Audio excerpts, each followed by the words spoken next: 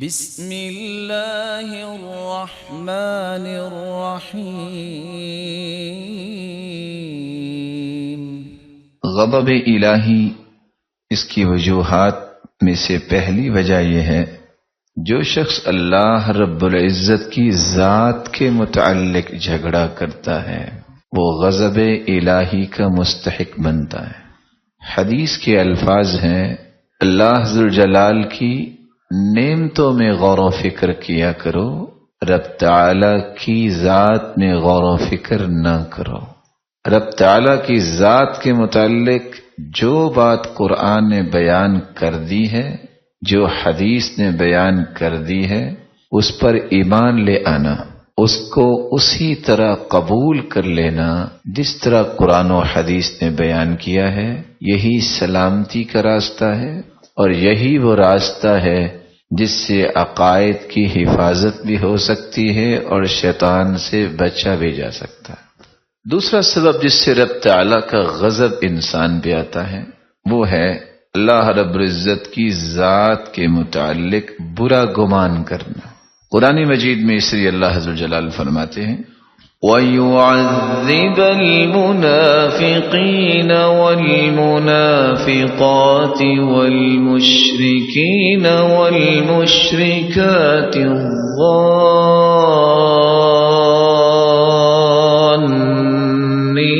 بالله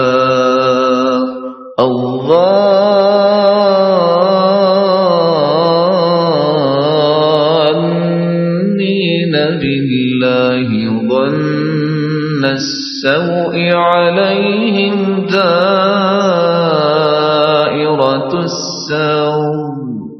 عليهم دائرة السوء وغضب الله عليهم ولعنهم وأعد لهم جهنم وساءت مصيرا۔ اسی لیے منافق مردوں اور منافق عورتوں اور مشرک مردوں اور مشرک عورتوں کو جو اللہ کے حق میں برے برے خیال کرتے ہیں، اللہ ذوالجلال عذاب دیں، انہی پر برے حادثے واقع ہوتے ہیں اور اللہ ان پر غصے ہوتے ہیں، غضبناک ہوتے ہیں، ان پہ لعنت کرتے ہیں اور ان کے لیے جہنم تیار کی ہے جو بہت بری جگہ ہے۔ زندگی میں اللہ تعالی کے بارے میں بدگمان نہیں ہونا چاہیے۔ تیسرا سبب جس سے اللہ تعالیٰ بہت غضبناک ہوتے ہیں، غیر اللہ کی عبادت کرنا۔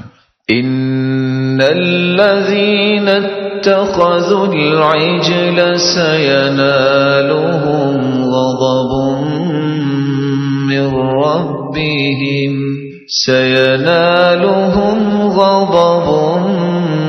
من ربهم وذلة في الحياة الدنيا وكذلك نجزي المفترين۔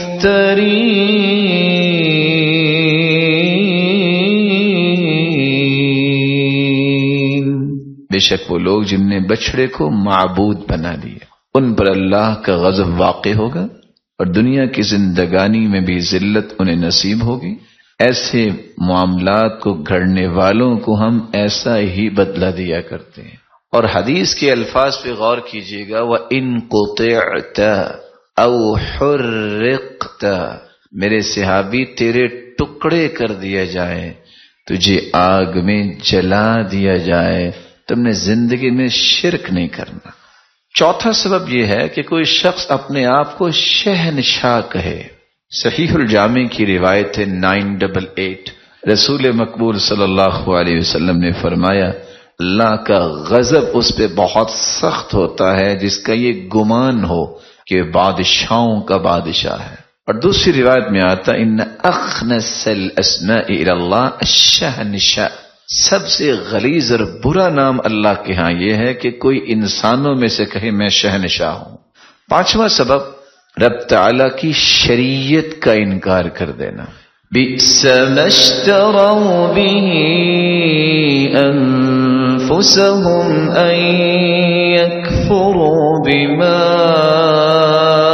أنزل الله بغيا أن ينزل الله من فضله على من يشاء من عباده فباءوا بغضب على غضب وللكافرين عذاب مہین۔ جس چیز کے بدلے انہوں نے اپنے آپ کو بیچ ڈالا وہ بہت بری ہے، یعنی اس جلن سے، اس بغض سے کہ اللہ تعالیٰ نے اپنے بندوں میں سے جس پر چاہتا ہے اپنی مہربانی کرتا ہے اور وحی کا نزول فرماتا ہے۔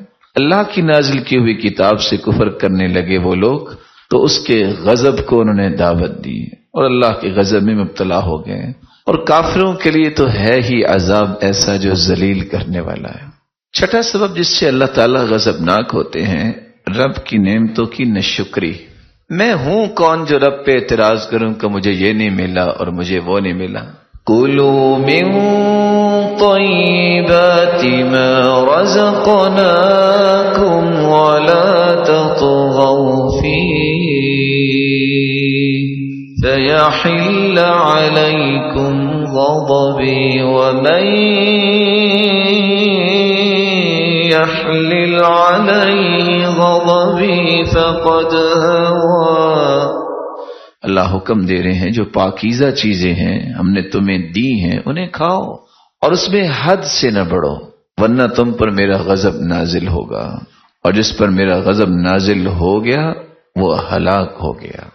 ساتواں سبب جس سے اللہ تعالیٰ غضبناک ہوتے ہیں، بتوں کے ناموں میں جھگڑنا جن کے متعلق کوئی دلیل نہیں اتری۔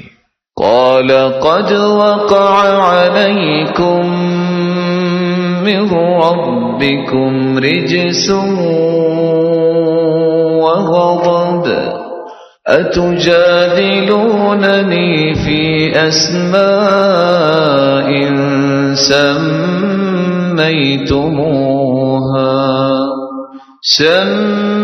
سميتموها أنتم وآباؤكم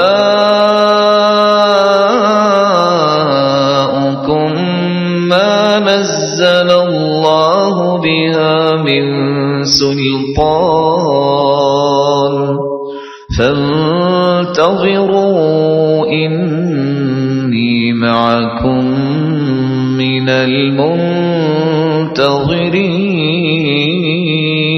المنتظرين۔